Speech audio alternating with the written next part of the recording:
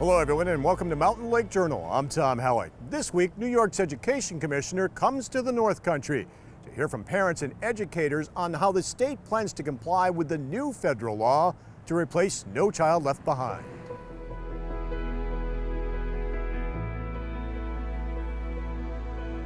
Here we go.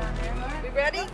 Maryellen and Elia cut the ribbon on a new energy-efficient home built by hundreds of students at CV Tech and praised the role of trade schools in putting students on a career path to the jobs of today. I truly believe that with the community working with school districts as well as the BOCES in their area, we really can make a huge difference in providing career and technical and great preparation for secondary schools, for our high schools, for our junior colleges, community colleges, private colleges, and universities across New York, that we can provide the students and get them excited about moving into some of these new career choices. The commissioner also held a public hearing at SUNY Plattsburgh on the draft of the state's ESSA plan, which stands for Every Student Succeeds Act. It's the new federal law that has replaced No Child Left Behind. New York and other states are being allowed to craft their own versions to grade the success of students and school districts. And although Elia says the draft plan looks at more indicators than its predecessor in measuring how students are performing and growing, it will still rely on standardized tests, which many parents and educators feel have become excessive. Some of us have children who struggle terribly through testing.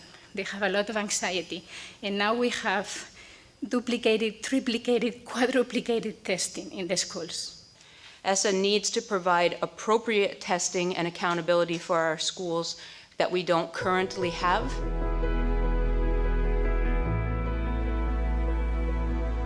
And we're joined now by Education Commissioner Elia. Good to see you. Welcome. Well, it's great to be here. Thank you. You're here in Plattsburgh touring schools, but also hosting a public hearing, one of 13 that you're holding around the state, to let people weigh in on the draft plan for a new approach to grading students in schools in New York. Right. It's called Every Student Succeeds Act, and essentially it's a reworked plan for No Child Left Behind. Yes, it's a bipartisan law that was passed. It was signed actually in 2015, and we've been moving forward on it for over a year, putting a plan together with input from individuals from all over the education field, and especially parents and teachers and administrators, to give us feedback on the way that we should be able to identify schools and how well they're doing. The goal is the same? Yes, well, the goal, I would say that under ESSA, that this is a much more productive, supportive approach. No Child Left Behind was more punitive, I believe. And so I think this is a different look at how we can say to the public, who obviously are very invested in our schools, their children attend our schools, their tax money pays for our schools, so we can tell the public, you know, we think here's where we are with the schools in this area or in this state. What are some of the changes under this plan? Well, so we've indicated it's not just test scores. You know, in the past it was very focused on test scores, and they were really the driver. We've incorporated, of course, under the requirements of the new law, there are still requirements for assessments that we have, but we've changed a lot of the things in assessments and will continue to change them in New York State. So assessments are part of it, but there's also a focus on the growth that a student makes. So for when a student comes into a school or comes into a classroom, and when they leave at the end of the year, the growth that they've made. It also includes other factors like attendance, and at high school level, whether students have access to career and technical programs, as well as higher level coursework. And those are things that we think really help to influence schools to make sure that their students have many opportunities in high school. So you look at a number of different indicators. Absolutely, and that's one of the big differences. In this plan, we were encouraged and really worked hard to come up with indicators that we felt would be, and that people across New York felt would be indicators that really meant something in their schools.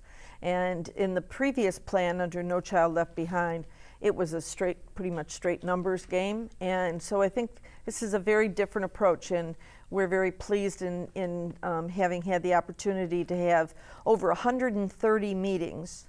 Our district superintendents across the state and our superintendents in large cities held meetings as we went through the plan to get feedback from groups. And so we really are anxious to have our draft plan get out there and get feedback at these hearings. And there are a couple more weeks. We just showed a little bit of the hearing from Plattsburgh, but there are still a couple more weeks. How can people still comment or weigh in on this? Well, they can go to our website at nysed.gov, and there's an ESSA part of our website. Go there and you can give comments on any part of the plan that you like and or don't like. You can give us feedback. It'll be open until June 16th for that comment period, and then we'll be revising and changing the draft as necessary, and it'll ultimately go to the federal government in September. And they have to sign off on it. Well, the federal government has then 120 days to approve our plan. And that's the timetable, and then implemented after that. That's right. This comes at a time that the president is calling for massive cuts in education funding. Under Mr. Trump's proposed budget, New York might see more than $400 million in potential cuts. So what impact would that have, not only on implementing this program, but on school districts in the state? I think it'll have a devastating effect. I'm very concerned that the federal funding that we have is primarily targeted for our most at-risk students, and therefore the districts that have those students.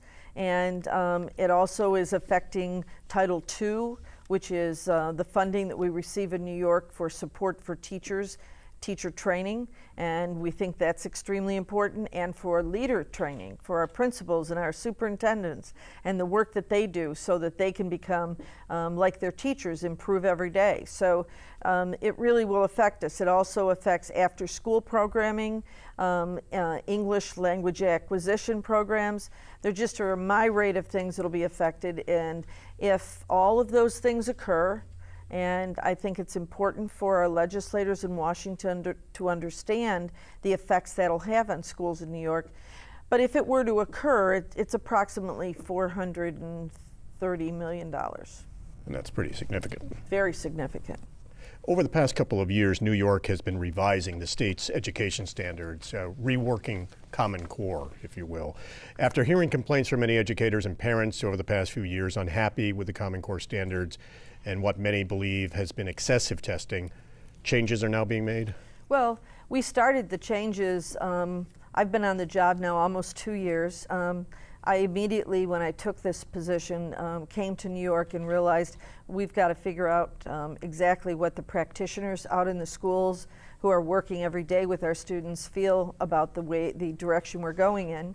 And I've been really working hard to have teachers be a major part of the work that we do on both our standards work and on the assessments.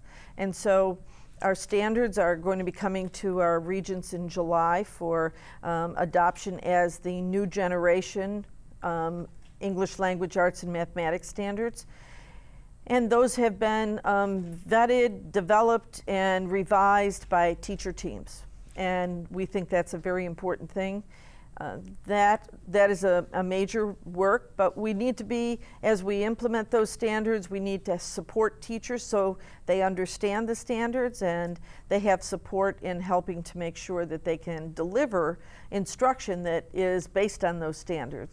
And relative to our assessments, we changed our assessment company. We have teachers being involved in looking at every single question that is on the 3-8 assessment. If they don't like a question, it's not on the test. Last year, we released 75% of the questions from those tests so everybody could go on and see them. And we released 100% of the short response questions so people could go on and see how their student, or see what the questions were and what was expected of students. So we've made major changes. We have a lot more work to do. But the biggest thing that I think has to occur in New York is we have to refocus our attention on teachers and on practitioners in the education field to help us as we move forward. Will there be a reduction in the number of standardized tests? Yes, we've already shortened the tests and made some other significant changes. And I think the fact that teachers have been involved in all of that is really critical. Do you think these changes will satisfy the critics, especially many of the parents who over the past few years have opted their kids out of the test? I think that New York was in a position where people started to react and really become very concerned about what was occurring, both with the standards and the assessments and the teacher evaluation. And we have unplugged the teacher evaluation for 2 more years. And in that time, we need to develop a teacher evaluation that is going to tell us and support teachers, tell us what they need so that we can help them get better. And if they're great, encourage them to be working with their peers to really do a great job with our students. But again, we don't want a punitive approach. This is not a gotcha. We really want it to be, in our evaluation, we want a system that is going to support teachers. And so I'm committed to doing that. And as we move forward, there's changes to be made. Everyone wants the changes. Many people want the changes immediately. Well, immediately is what got us in trouble in New York. Because we put in the standards, we put in the assessments, and we put in an evaluation together. And we didn't allow the appropriate time and the appropriate involvement of those people who were affected to be part of this plan. And so I don't want to make the same mistake again. So we are making changes, but we're doing it in a thoughtful and careful manner with lots of input. And I think that's really, as we move forward, I think more and more people will realize that we're committed to doing that. While you were here in the North Country, you toured the campuses of Champlain Valley Educational Services. Are their programs in career and technical development more important today than ever in educating and training the workforce that's needed for the jobs of today? Well, I think we need to have programs that give kids option and kind of support them as they go down a pathway towards a post-secondary career, whether they want to go to school right away, whether they want to go into the job market right away. But, I mean, let's face it, jobs today require some schooling beyond high school. And if students can go into a program that's a career and technical program, and they get experience, not only in a classroom in understanding and learning, but also in the job that they're actually interested in doing, those are wonderful experiences. I met students today. Some of them are going right on to college, but they've had a foundation in an area that they now know exactly what they want to do when they get to college. Some of them are going right into the job market, and they are absolutely thrilled with that. But their plan is to work for a couple years and then go back to school. So I think what we have to do is make sure that we really meet the needs of all students. And career and technical programs are just a great opportunity for kids to explore their interests and to get out there and be an adult in a setting that supports them as they move towards adulthood. And we will have much better employees in our workforce and workplace if they've had experience and they're learning as they're getting that experience. And CV Tech and P-Tech programs give them more options. Absolutely. Absolutely. And the reality is the generation of that student group, they're going to change their careers 4 or 5 times in their life. This is one time they're choosing something. They may change. They may say, I like this a lot, but I'm not going to go to college and get a degree in it. Or I like this a lot, I'm going to go in right now and start working in that field, and I can do what I want. Last fall, you traveled the state with SUNY Chancellor Nancy Zimpher, including a stop here at SUNY Plattsburgh to meet with educators and students about the Teach New York plan that you hope will recruit more teachers. It offers incentives to students to consider a career in teaching, tries to appeal to younger students still in high school. How serious is the potential teacher shortage in New York, and is Teach New York showing promise in addressing that shortage? Well, so I think that this is a process. It's not going to be one thing that you do and it's done. Let's face it, teachers have faced incredibly negative rhetoric in our media, in generally in our communities. And what we have to do is turn that around. Not only have they faced that, but in reality, they've been in difficult situations where they haven't had enough time to really absorb what they were supposed to be working on in standards and in assessments, and then they were evaluated by it, and many teachers didn't understand it. So they generally created a very negative environment. And on top of that, we went through a recession that caused many districts to have to lay off people. So if I'm in college and I'm thinking, well, what am I going to do when I get out of college? I don't know that I would have gone in to teaching at that time and said, oh, I'll become a teacher, because if I looked in the paper, all I saw was people being laid off. So I think it's really a critical time for us to kind of reboot the realities of education. Number one, the importance of it. Teachers are the people in this country who will really drive the direction that we go, because they are creating environments for kids to learn. And so they're critically important. If you ask people who was one of the most important people in your life, most people say a teacher. And we should remember that. And we have to make the environment for teachers supportive of that profession. So yes, I'm very interested in working to expand our efforts under Teach New York.